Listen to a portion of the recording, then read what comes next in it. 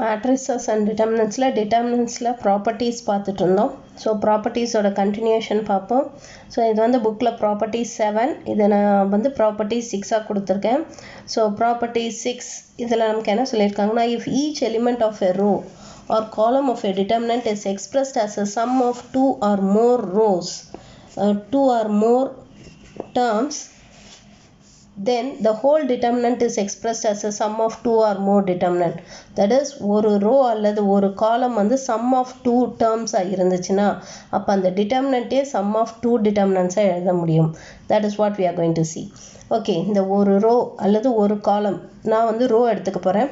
ஒரு row எலிமெண்ட்ஸை some of 2 டேர்ம்ஸாக இருந்துச்சுன்னா, தட் இஸ் இந்த மாதிரி a1 + m1 இதுமாதிரி சம் ஆஃப் 2 டேர்ம்ஸாக இருந்துச்சுன்னா, then the whole determinant can be expressed as sum of 2 determinants, 2 டிட்டர்மினண்ட்டாக எழுத முடியும். ஸோ இது எப்படின்றத பார்க்கலாம். ஸோ இங்கே நம்ம என்ன பண்ண போகிறோம்னா, let us assume let delta is equal to, so deltaங்கிறது வந்து let us assume it to be a determinant like this, that is a1 plus alpha, b1 plus beta, c1 plus gamma ன்னு எடுத்துக்கலாம். a2 b2 c2, a3 b3 c3. Let us assume this, where here the first row r1 is expressed as a sum of 2 terms. So இங்க r1 வந்து first row is expressed as sum of 2 terms, 2 டேர்மோட அடிஷனாக இருக்கு இல்லையா.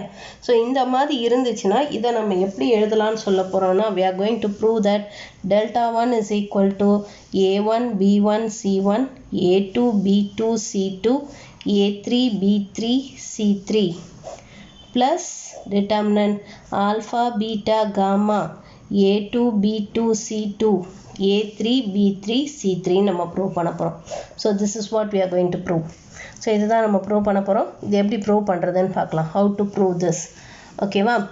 So to prove என்ன prove பண்ண போகிறோன்னா, delta is equal to delta 1. So this is what we are going to prove. So எப்படி prove பண்ணுறதுன்னு பார்க்கலாம். Proof. So for the proof, let us consider delta. Delta எடுத்துக்கலாம். So delta நமக்கு என்ன கொடுத்துருக்காங்க, it is determinant a1 plus alpha.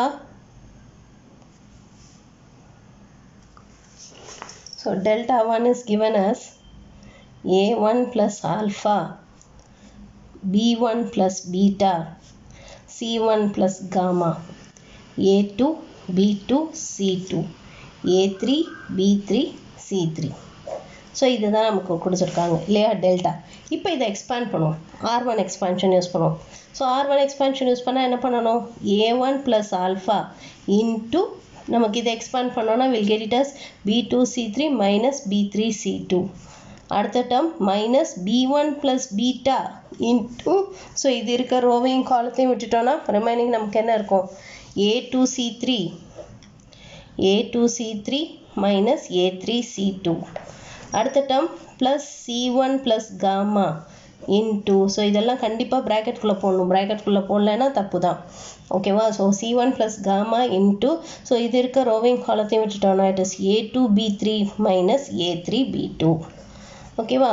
இப்போ உள்ள multiply பண்ணுவோம். ஃபஸ்ட்டு a1ஆல் இதையும் அடுத்த ஆல்ஃபாவால் இதையும் மல்டிப்ளை பண்ண போகிறோம். அதே மாதிரி மைனஸ் b1ஆல் இதையும் மைனஸ் பீட்டாவால் இதையும், அதுமாதிரி c1ஆல் இந்த டேர்மையும் காமாவால் இந்த டேர்மையும் மல்டிப்ளை பண்ண போகிறோம். ஸோ இதை மல்டிப்ளை பண்ண நமக்கு என்ன வரும், will get it as a1 into b2 c3 minus b3 c2 and then plus alpha into b2 c3 minus b3 c2. அடுத்த term minus b1 into a2 c3 minus a3 c2 minus beta into a2 c3 minus a3 c2. Next one plus c1 into a2 b3 minus a3 b2 plus gamma into a2 b3 minus a3 b2. So இது நம்ம கொடுத்துருக்காங்க இல்லையா, இந்த மாதிரி வந்துருச்சு. இப்போ நம்ம என்ன பண்ண போகிறோம்னா, இந்த 3 டேர்மை ஃபஸ்ட் நம்ம தனியாக எழுதிக்க போகிறோம், அடுத்து இந்த 3 டேர்மை தனியாக எழுதிக்க போகிறோம், ஓகேவா. ஸோ இந்த 3 டேர்மை ஃபஸ்ட் நம்ம கம்பைன் பண்ணோன்னா, கம்பைனிங் தீஸ் 3 டேர்ம்ஸ், இந்த 3 டேர்மை நம்ம கம்பைன் பண்ணோன்னா அப்போ நமக்கு என்ன வரும், will get this to be A1 into B2C3 minus B3C2 minus B1 into A2C3 minus A3C2 plus C1 into A2B3 minus A3B2 plus அடுத்து இந்த மூணு டேர்ம் இந்த ரிமைனிங் மூணு டேர்ம் இதை கம்பைன் பண்ண போகிறோம். இதை கம்பைன் பண்ணி எதுனா நமக்கு என்ன வரும்? Will get it as alpha into B2C3 minus B3C2 minus beta into A2C3 minus A3C2 plus gamma into A2B3 minus A3B2 வந்துரும். இப்போ இந்த first 3 terms இருக்கு இல்லையா, இந்த first 3 terms அதுதானே இந்த determinantோட expansion, that is A1 B1 C1 A2 B2 C2 A3 B3 C3 இதோட expansion தானே இது. இதை expand பண்ணிங்கன்னா உங்களுக்கு இதான் வரும், இந்த first 3 terms வரும். இதை expand பண்ணிங்கன்னா you'll get the first 3 terms plus இந்த மூணு term வந்து it is the expansion of this determinant, that is alpha beta gamma A2 B2 C2 A3 B3 C3. So this is the expansion of these 3 terms. இந்த மூணு termோட expansion இதுதான். இப்போ இதுதான் நம்ம prove பண்ணணும் தானே delta 1. அப்போ therefore we have proved that delta is equal to delta 1. So ஒரு row elements இது வந்து first row தான் எடுக்கணுங்கிற அவசியம் இல்லை. இப்போ நம்ம first row elements additionல எடுத்திருக்கோம், அல்லது second row elements இப்படி additionல இருந்தாலும் ரெண்டு determinant எழுத முடியும். third row element அப்படி இருந்தாலும் we can write it as 2 determinant. first column second column third column எது வந்து addition of 2 terms இருந்தாலும் we can write it as sum of 2 determinants. ரெண்டு determinant அதை நம்மளால பிரிச்சு எழுத முடியும். ஓகேவா? புக்ல உங்களுக்கு first column கொடுத்திருக்காங்க, நான் first row எடுத்து ப்ரூவ் பண்ணியிருக்கேன். so that it will be easy for us. அவங்க வந்து C1 expansion யூஸ் பண்ணி ப்ரூவ் பண்ணியிருக்காங்க, நான் R1 expansion யூஸ் பண்ணி ப்ரூவ் பண்ணியிருக்கேன். எல்லாம் ரெண்டும் ஒன்று தான், both means the same. Okay, next property 7 பார்க்கலாம். ப்ராப்பர்ட்டி 7. ஸோ ப்ராப்பர்ட்டி 7 நமக்கு என்ன கொடுத்துருக்காங்க, அதான் இங்கே ப்ராப்பர்ட்டி 8ன்னு கொடுத்துருக்காங்க புக்கில். ஸோ அது வந்து நமக்கு என்ன கொடுத்துருக்காங்கன்னா, if to each element of any row or column of a determinant the equimultiples of the corresponding entries of one or more rows or columns are added or subtracted, then the value of the determinant remains unchanged. That is, இதோட meaning என்னன்னா, suppose நமக்கு டெல்டான்னு ஒரு determinant இருக்குன்னு நம்ம imagine பண்ணிப்போம். So டெல்டான்னு நமக்கு ஒரு determinant இருக்குது. So determinant A1 B1 C1 A2 B2 C2 A3 B3 C3. இப்போ இதில் இந்த ஃபஸ்ட்டு காலம் எலிமெண்ட்ஸோட நான் வந்து என்னெல்லாம் ஆட் பண்ண போகிறேன்னா, I'm going to add with the second column எலிமெண்ட்ஸை எம்மால் மல்டிப்ளை பண்ணி இதோட ஆட் பண்ண போகிறேன். அதுமாதிரி இந்த தேர்டு காலம் எலிமெண்ட்டை என்னால் மல்டிப்ளை பண்ணி இதோட ஆட் பண்ண போகிறேன். அப்படி பண்ணாலும் டிட்டர்மினன்ட் வேல்யூ மாறாது, அதுதான் நம்ம சொல்ல போகிறோம். தட் இஸ் டெல்டா 1ங்கிறது it is a determinant formed by A1 plus MB1 plus NC1. மற்ற ரெண்டு காலமும் அதே தான், B1 C1. அது மாதிரி A2 plus MB2 plus NC2 B2 C2 A3 plus MB3 plus NC3 B3 C3. ஓகேவா? இந்த மாதிரி நம்ம பண்ணோன்னாலும் ரெண்டு வித்துக்கும் வேல்யூ சேம் தான், இந்த டிட்டர்மினன்ட் வேல்யூ மாறாது. அதுதான் இப்போ நம்ம சொல்ல போகிறோம். தட் இஸ் இங்கே நம்ம என்ன பண்ணியிருக்கோன்னா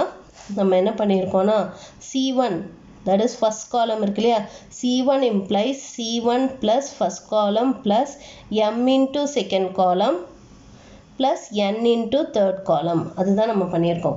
first column எலிமெண்ட்ஸையும் M into second column எலிமெண்ட்ஸையும் N into third column எலிமெண்ட்ஸையும் ஆட் பண்ணியிருக்கோம். ஓகேவா? இப்போ இது மாதிரி பண்ணாலும் டிட்டர்மினன்ட் வேல்யூ மாறாது. இதுதான் நம்ம ப்ரூவ் பண்ண போகிறோம். ஸோ டு ப்ரூவ் என்ன ப்ரூவ் பண்ண போகிறோன்னா, delta is equal to delta 1ன்னு ப்ரூவ் பண்ண போகிறோம். இது ரெண்டு டிட்டர்மினன்ட்டும் ஈக்குவல்னு ப்ரூவ் பண்ண போகிறோம். ஸோ இது எப்படி ப்ரூவ் பண்ணலான்னு பார்க்கலாம். ப்ரூஃப். ஸோ இந்த ப்ரூஃப்க்கு லெட் அஸ் கன்சிடர் டெல்டா 1 எடுத்துக்கலாம். That is determinant A1 plus MB1 plus NC1 B1 C1 A2 plus MB2 plus NC2 B2 C2 A3 plus MB3 plus NC3 B3 C3. இப்போ இதில் நம்ம இப்போ தான் பார்த்தோம் ஒரு ரோ அல்லது ஒரு காலம் சம் ஆஃப் 2 டேர்ம்ஸாக இருந்தால் அதை சம் ஆஃப் 2 டிட்டர்மினன்ட்ஸாக எழுதலாம்னு சொன்னோம் இல்லையா. அதான் நம்ம ப்ரீவியஸ் இதில் பார்த்தோம். வெரஸ் ஒரு ரோ அல்லது ஒரு காலம் சம் ஆஃப் 2 டேர்ம்ஸாக இருந்தால் அதை 2 டிட்டர்மினண்ட்டாக பிரித்து எழுதலாம்னு சொன்னோம் இல்லையா. அந்த ஃபஸ்ட்டு காலம் மட்டும் வேறு வேறு எலிமெண்ட்ஸாக நம்ம போட்டு எழுதலாம்னு சொன்னோம். இப்போ அதே மாதிரி இங்கே இது ஃபஸ்ட்டு காலம் மட்டும் சம் ஆஃப் 3 டேர்ம்ஸாக இருக்குது, 3 டேர்மோட அடிஷனாக இருக்குது. ஸோ அப்போ இதை சம் ஆஃப் 3 டிட்டர்மினன்ட்ஸாக நம்ம பிரிச்சுக்க போகிறோம். ஸோ இதை எப்படி எழுதலாம்னா this can be written as determinant a1 b1 c1 a2 b2 c2 a3 b3 c3 plus அடுத்த டிட்டர்மினன்ட் எப்படி வரும் mb1 b1 c1 mb2 b2 c2 mb3 b3 c3 plus அடுத்தது எப்படி வரும் next one nc1 b1 c1 nc2 b2 c2 nc3 b3 c3ன்னு வந்துடும். புரியுதா? இந்த மாதிரி நம்ம 3 டிட்டர்மினண்ட்டாக பிரித்து எழுதிக்கலாம். ஃபஸ்ட்டு டிட்டர்மினன்ட் வந்து இந்த a1 a2 a3 போட்டு எழுதியிருக்கோம். செகண்ட் டிட்டர்மினன்ட் வந்து இந்த second term mb1 mb2 mb3 போட்டு எழுதியிருக்கோம். தேர்ட் டிட்டர்மினன்ட் வந்து இந்த nc1 nc2 nc3 போட்டு எழுதியிருக்கோம். ஓகேவா? இந்த மாதிரி 3 டிட்டர்மினண்ட்டாக நம்மளால் பிரிச்சுக்க முடியும். இது வந்து பை ப்ராப்பர்ட்டி 6 போன ப்ராப்பர்ட்டியில் படித்தோம் இல்லையா, அந்த ப்ராப்பர்ட்டி 6 யூஸ் பண்ணி நம்ம பிரிச்சிருக்கோம். இப்போ இதை நம்ம எப்படி எதை போகிறோம், திஸ் இஸ் டெல்டா. இந்த ஃபஸ்ட்டு டிட்டர்மினன்ட் தான் டெல்டா. ஸோ இதை டெல்டான்னு ரீப்ளேஸ் பண்ணிடலாம். நம்ம இந்த டிட்டர்மினண்ட்டில் பாருங்கள் தீஸ் 2 காலம்ஸ் ஆர் ப்ரொப்போர்ஷனல் இல்லையா. இந்த 2 காலமும் ப்ரொப்போர்ஷனலாக இருக்கா? ஆர் நம்ம இப்படியும் சொல்லலாம் இதில் ஃபுல்லாக m காமனாக இருக்கா. ஸோ இதில் m காமனாக வெளியில் எடுத்துருவோம். ஸோ m வெளியில் எடுத்துட்டோம்னா மீதி என்ன இருக்கும் b1 b1 c1 b2 b2 c2 b3 b3 c3 plus இதில் ஃபுல்லாக n காமனாக இருக்குது. ஸோ n வெளியில் எடுத்துட்டோம்னா மீதி நமக்கு என்ன இருக்கும் c1 b1 c1 c2 b2 c2 c3 b3 c3. ஓகேவா? இப்போ பாருங்கள் 2 காலம் ஐடென்டிக்கலாக இருக்கா. If any 2 rows or 2 columns are identical then the value of the determinant is 0. அதான நம்ம தேர்ட் ப்ராப்பர்ட்டியில் படித்தோம். இப்போ இங்கே 2 காலம் ஐடென்டிக்கலாக இருக்கறனால the value of this determinant இதுவும் 0 தான், இதுவும் 0 தான். Therefore this can be written as m plus delta plus m into 0 plus n into 0. ஏன்னா இந்த இடத்துல வந்து நமக்கு என்னன்னா we have c1 is equal to c2. இந்த இடத்துல we have c1 is equal to c3. இது ரெண்டு ஈக்குவலாக இருக்கறனால the value of the determinant is 0, which is m into 0 is 0, n into 0 is 0, which is equal to delta, which is equal to RHS. அப்போ இதுலேருந்து நம்ம என்ன சொல்கிறோன்னா ஒரு டிட்டர்மினண்ட்டில் ஒரு ரோவோட மற்ற ரோ எலிமெண்ட்ஸையோ அல்லது ஒரு காலத்தோட மற்ற காலம் எலிமெண்ட்ஸை வேறு ஒரு கான்ஸ்டண்ட்டால் மல்டிப்ளை பண்ணி ஆட் பண்ணாலும் டிட்டர்மினண்ட் வேல்யூ மாறாது. ஓகேவா? அதுதான் நம்ம இங்கே சொல்லியிருக்கோம். இப்போ இந்த மாதிரி மல்டிப்ளை பண்ணி ஆட் பண்ணும்போது நம்ம என்ன பண்ணோன்னா இப்போ எந்த காலமை மாற்றுறோமோ தட் இஸ் c1 மாற்றுறோன்னா c1 தான் ஃபஸ்ட் எழுதணும்.